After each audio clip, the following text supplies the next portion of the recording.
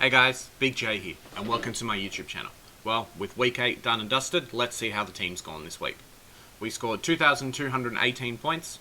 It was top 5%, but I would like to have been a bit above par. You can see what happened. Total score of 17,437.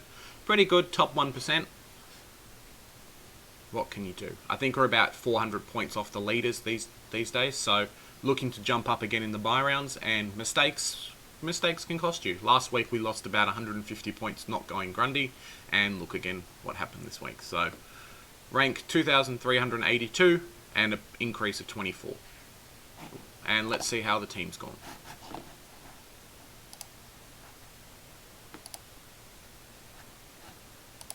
Cool. So in the back line, Stewart scored a 92, wasn't too bad. Geelong smashed in the second half, so the ball just wasn't there. Similar to Atkins, who we'll see soon.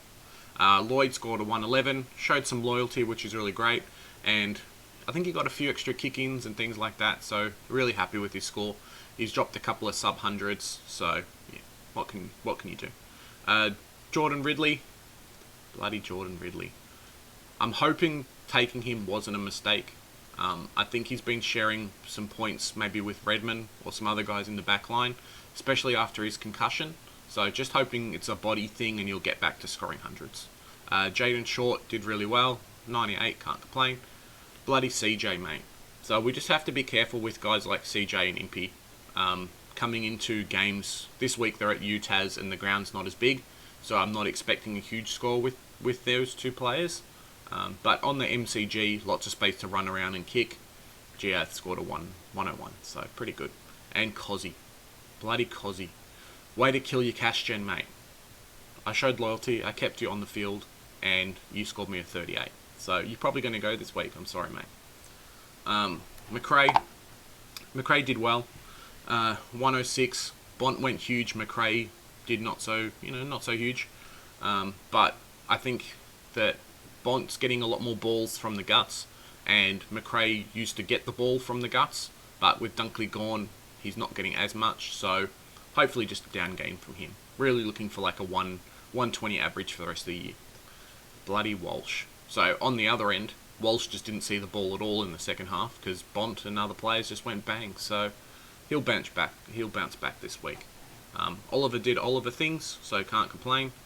Merritt was really good. I'm happy. 131, showed some loyalty, which is great. Obviously, his scoring doesn't affect me, but he's not playing fast Supercoaches, boys. But yeah, did really well. 131. Led did really well as well. 125, can't complain. Really glad we've got him. Looks to be a pretty settled D6 or M6, just depending on how your team's looking. I think we'll move him into the back line this week, just with the trades and fixing up rookies, etc. That's what's going to happen. Tommy Powell. So Tom Powell's had a really good run, obviously with his scoring, but looking at his break-even, a 56 kind of puts him close to what his average is. So we really need to start thinking about, are we going to keep him for the rest of the year, or what's going to happen? So obviously we're going to keep him until the bye rounds, unless he scores like a 20 and then gets knocked out and whatever, but that's the plan at the moment. Jordan did well, 85, really happy. Bounced back his cash generation, which is what we want. Looking for him to get to about 400k, which is going to happen. So I'm really happy. Better than some who traded him at 200, and then he scored us another 130 on what you guys have. So Scott did really well. Dogs dominated, he got an 85. It's really good signs. I think he picked up a lot more ball use in the third and fourth quarters as well. So Bever's not going to drop him. Yeah, 85, can't complain. So you imagine a Walsh scored a 89 and he scored 85. So yeah, pretty happy. Bench rookies in the midfield, they're not great. Brockman did well in the VFL, from what I'm hearing. Didn't touch the ball as much, but got a few extra goals and lots of pressure acts, which is what the Hawks need. McRae, lazy 31 disposals. So he should be back at some point. And then Fife. So Fife's our loophole. We're not expecting him to play too much. So yeah, what can you do? Tell you the story. So we put the big C on Gawn this week. What happened was Grundy played North. Grundy got to about 115 pre-scaling. And I was like, nah, not going to take him, because that was always a big risk. 115 you don't want from your captain, you want more. So we swapped over to Gawn. Grundy, at the end of like 2 hours later after the game, somehow manages a 128 due to scaling. So, and then Gawn sputtered it up and then scored a 112. It's not a bad score, but obviously for captain, yeah, it's not what you want. So what can you do, guys? I think Jackson's been stealing a lot of his points, taking 40 to 50% ruck time, which is really hurting Gawn's score. I don't think he's moving as much or isn't as open around the field. Remember, at the start of the year, he'd run to defence, run to the back line, or run to the forward line, that kind of thing a lot. Doesn't seem to be doing as much. But Jackson's out for a couple of weeks, so yeah, Gawn should be bouncing back, which is really nice. And he's versing Pitnet this week, so I'm not expecting there to be much to stop his scoring, really. Zeeble did really well. On a bit of a side note, Aaron Hall's come into the team. Well, not come in, but has started to really show himself off the back line. And he's taken a few of Zeeble's kickouts and a few of his transitions up the field, which is really not negated, but slowed down his scoring. So expect about a 110 average from him for the rest of the year, unless things change.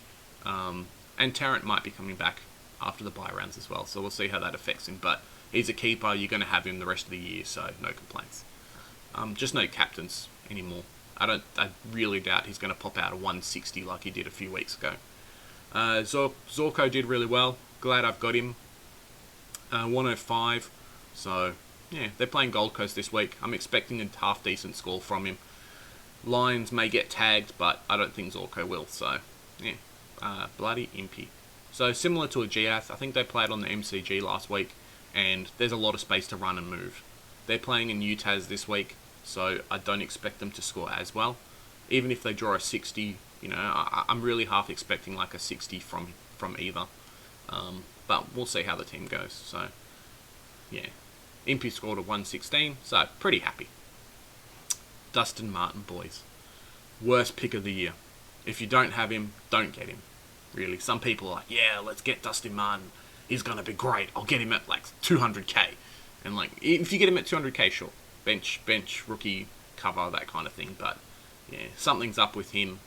I thought he'd bounce back after seeing his dad overseas, but it's just not happened. So, what can you do? Tommy Atkins. So similar to a Stewart, they just didn't see the ball down the back line, but Atkins's role is a bit weird, where I think he gets moved to a player in the second half almost. First half he scored about a 40, which was great, and then he scored a 65, so I'm just not sure what's happened. I'd like to keep him at F6 or a bench, but if he's going to be 400k on field scoring 40s, maybe. We'll see what happens in the bye rounds. Warner scored a 61. If we just check out his break even, it's a 74, so he's probably going to lose money this week. I think he's going to settle around the 300k mark, which is fine, but he's done as a cash cow rookie. He'll play every week, but probably McCreary will play every week as well. So, what can you do? And then McCreary and Waterman. So Waterman's fit. Looking at his injury report, he's fit to play, just needs to get picked. So hopefully Stringer's out now, and then Waterman gets picked. But we'll see. Still got lots of money to make. And really glad we've got McCreary. So 33 wasn't great. I don't think he scored any goals. I think that really hurts his scoring. But against North, they were just bombing it straight into the midfield, or into the forward line. Yeah, what can you do? And then Flynn. So going forward with Flynn, I need to trade him out to a rookie. So I don't have the luxury of a Combin or someone to swap, which means that I really need him to make some more money to make it viable. Because if let's just say, if I've got Flynn, offload him to a Combin, it's 150k, and that's fine. But I still had to trade Combin in. So really we're hoping that he plays again coming up to his bye, or even in the buys would be great cover for some other players, but yeah. Definitely a hold for right now. And he's not a pressing need. We've got some money, some cash gen from the rookies, so yeah, we'll see how we go. So, how good is it that Highmore's back, boys? Just on a side note. So this week we're looking at, I really need to get to 4 rookies on the bench, or 4 rookies on the field, so that's what we're going to do this week. But I might need some suggestions with you guys about what we're going to do. So, I'm going to trade out Mr. Cozzy here and swing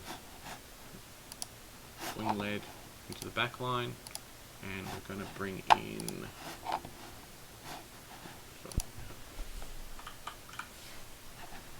in Poulter. So he looks to be playing on the wing at the Pies, which is really good. Can't complain, score at 81. I think he's got about the same break even as Highmore, so yeah, it's really good. Should hit about 170k if he keeps up his scoring, so after this week. And then we're looking at trading out Warner, but I'm not sure where we should trade him to. So looking at the forward rookies, there's not a lot there. Bolton's injured, we've already got Zorko, Jarman and Zeeble we've already got. I'm not getting a Tex Walker, Dunkley's injured. So the forward line's actually pretty sketch. What I'm hoping that we do is we're going to swap Poulter down and we take someone from midfield. So looking at a Tom Mitchell or a Taranto, Joel Selwood maybe, but I think his scoring's a bit iffy. If I was going to get Joel Selwood, I'd try and find 60k for Guthrie, which is going to happen after his buys anyway.